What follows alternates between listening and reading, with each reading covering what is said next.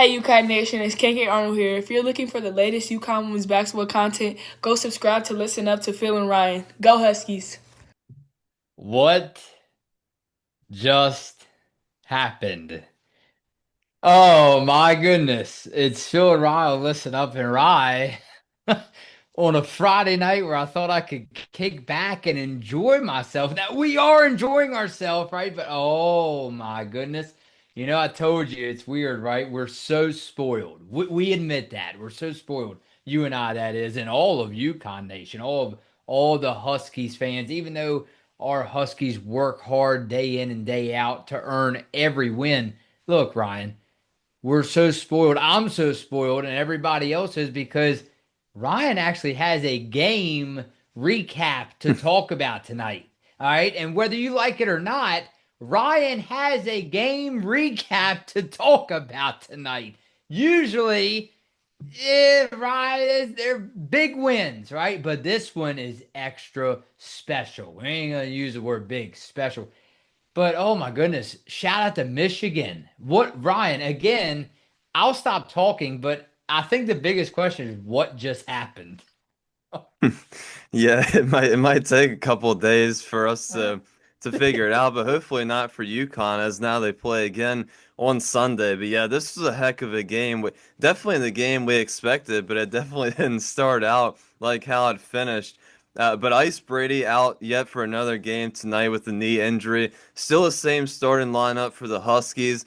And this was actually the first ever matchup between UConn and Michigan. But really good start to the game on defense by both teams. Sarah Strong, Ashlyn Shade got us started in the scoring department. Shade drilled 2 3-pointers. Strong got inside the paint. But I really like the Huskies' aggressive physical defense that they showed, especially down in the paint. They were having a block party down there, and they forced Michigan to have 5 early turnovers, which allowed for UConn to show off their transition offense. And the Huskies were easily outpacing the Wolverines.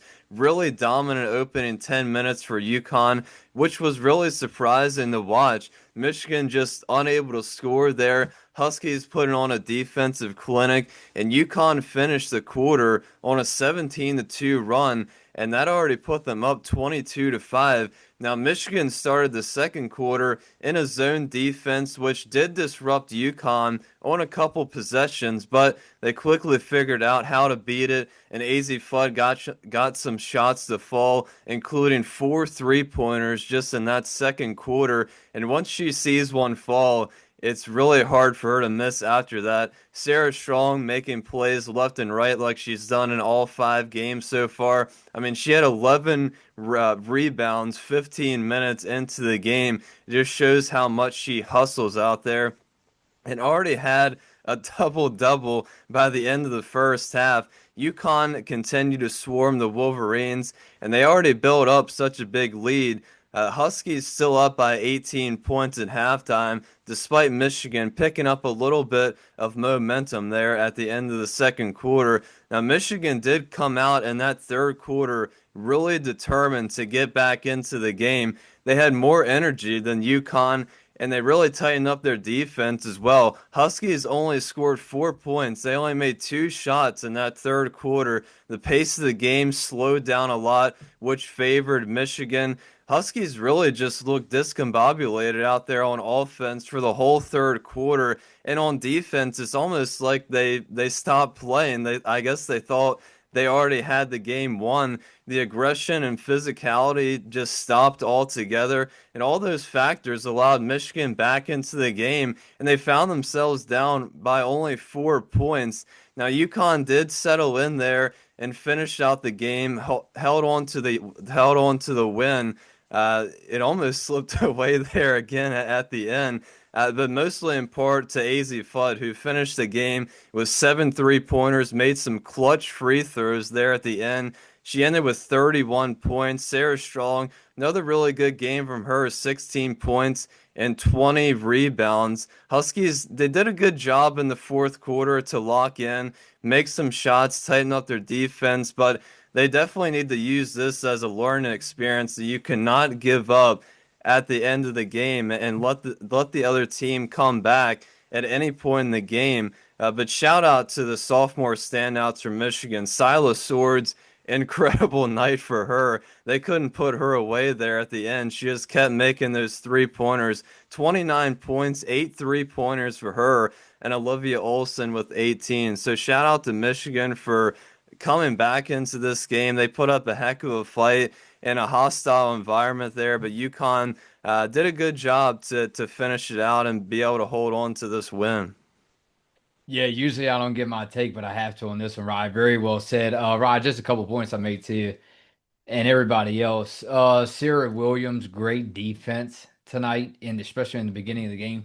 For some reason, KK Arnold, that's right, our good friend, one of our favorites, KK Arnold, has the ability to come up big late in games. We've seen it all the time, and we love it. I know you love it. I love it because you're not going to get the best 24/7 out of anybody.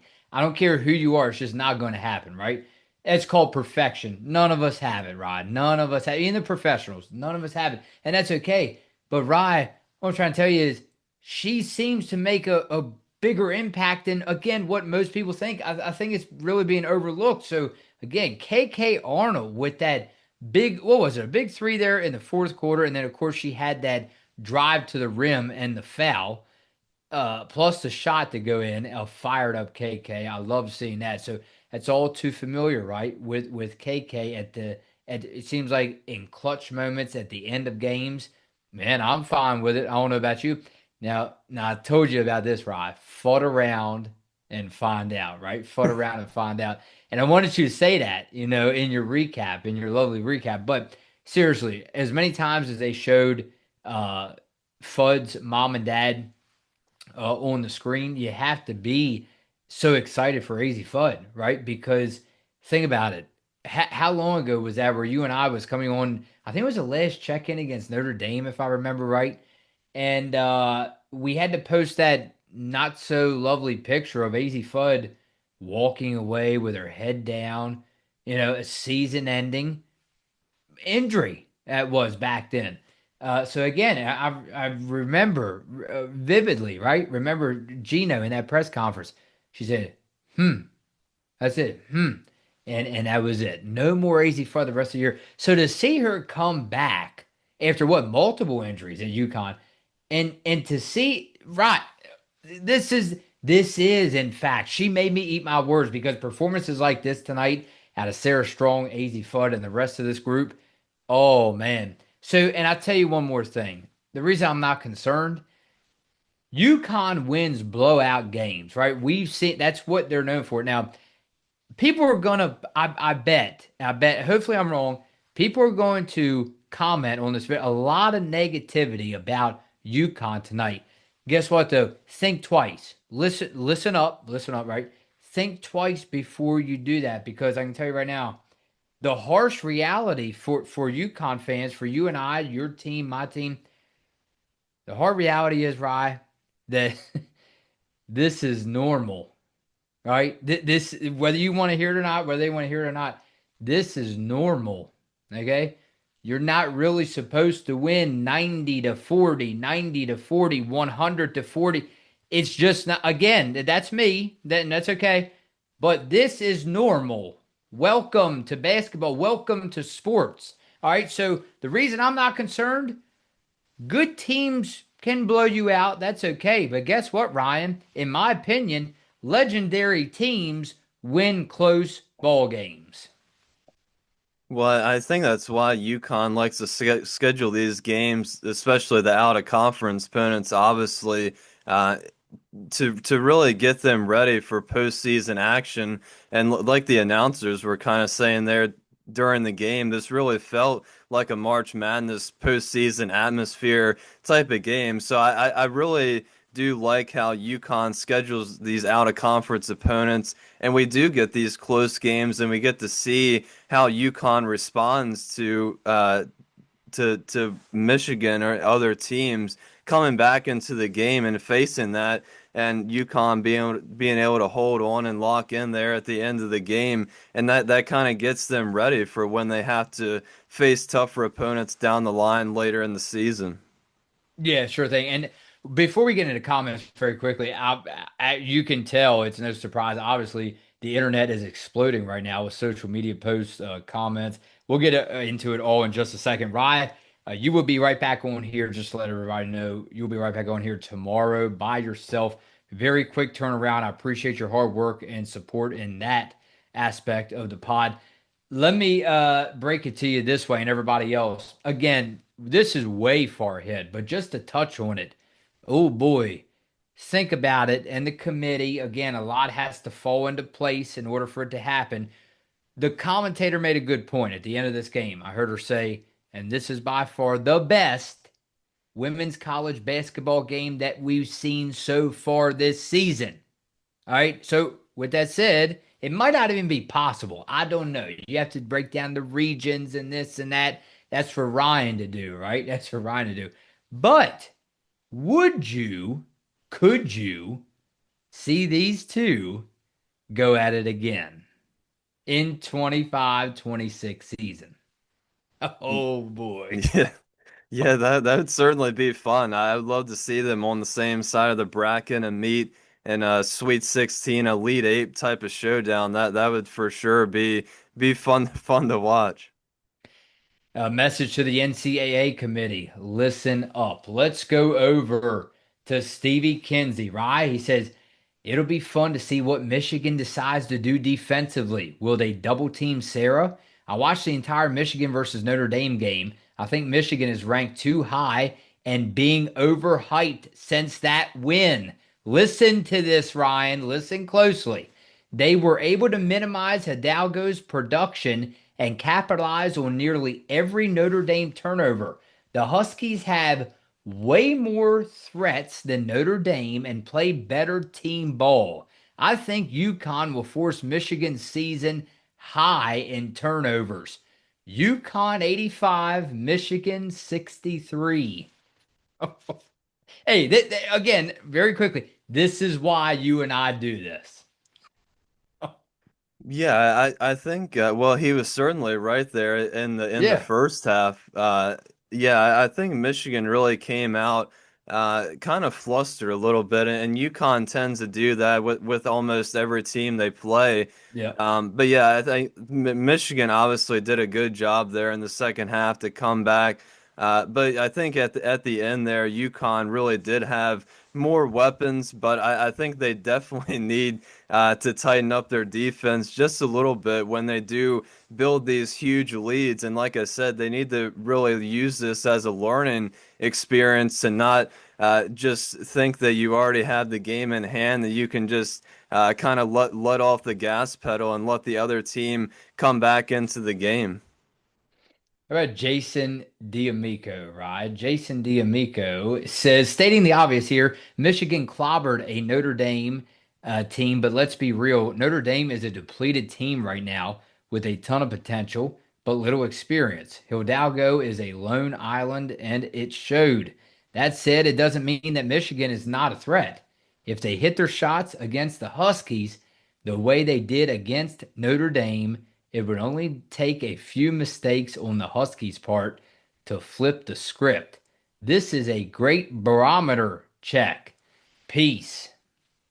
Yeah, we saw some of those mistakes in that third quarter. But yeah, USC and Notre Dame was a really good game. I believe that came on right before the UConn game. And Hannah Hidalgo yet again propelling Notre Dame to a win, hitting a last second shot there. So Notre Dame still on a roll despite even if they are depleted a little bit. But yeah, I think Michigan tonight, they really did try to stop Sarah Strong there in the paint, and they did double team her, her and Sarah Williams and Blanca a little bit down there in the paint. But it's so hard to stop both Sarahs, especially down in the paint, even if they do have two, three, sometimes in the game, four jerseys on them. Definitely, we're able to contain them a little bit there in the second half. But for sure, it's hard to stop the Huskies in the paint. This one was interesting. Con Game Pros, thanks for coming through. They said, I think Michigan has a chance when we go small because it will be hard for Shade, KK, and the shorter players to get shots up. Yeah, we were talking about it there in the last check-in that UConn should use that bigger lineup at some point in the game. And we did see Blanca out there at some points, but I think she got two early fouls, and we didn't see much out of her tonight. We didn't really see much out of the bench in terms of production for tonight, which is actually the first time out of these 5 games so far for UConn. So it was pretty much all of the starting lineup doing most of the work for the Huskies tonight. Much like Michigan as well, they usually play a lot of players, but it was pretty much their starting five doing it all for them tonight as well. So hopefully, as we go forward, move along into the season, we can definitely pick up that bench production. But it's hard in these bigger games with tougher opponents for the bench to come in there, and especially with Blanca now just playing her third game. Kaylee Heckle still with the new team, being able to come in and provide that important spark of energy off the bench. Bobby Nicholson, I called that out from the beginning about Blanca and Heckle starting. Bobby, yes, you did. Hats off to you from Listen Up. How about one more, Ryan, and we'll get to bed and enjoy it. Quick turnaround, sleep like a baby. Gary Saint, the Husky ladies are just too much for all their regular season opponents this year, in my eyes. Blanca will assert herself again, and I believe the point guards will bounce back too. A solid 15 to 20 point win. And right, just going off of that, if you want to leave off, does this really open your eyes? And to me, it doesn't. To me, it doesn't. But when we go for our last check-ins later down the line, I don't think I'm going with a 20 to 30, 40 point win in all these games remaining. No way. Yeah, especially with the tougher opponents. Of course, we still have Tennessee and USC, I believe, kind of coming up later down the line. But yeah, I think a lot of people figured this game would be close. I know I think we predicted this game to be close in our game predictions, but like I said, it certainly didn't look like that during the first half, which was really surprising to watch the way Michigan came out. But like I already said, the way they came out there, the coach and all the coaches, they went back in the locker room and really settled down and came out to play there in the second half. And hats off to them. As pretty much an away game for them. But yeah, I think UConn definitely needs to learn from this game a little bit. But like I said, they did a good job there at the end to hold on to it. All right, right. We'll leave it off right there. Huskies improved to 5-0, barely hang on against the Michigan Wolverines as they move to 4-1. And again, final score 72-69. The way that Ryan likes it sometimes, but I know tonight it was just all too much, too nervous for Ryan tonight. Ryan, I will catch you on Sunday night for another great game recap. And for Austin and Anita, that's Ryan Runner. I'm Phil Becerra. Good night from Frederick.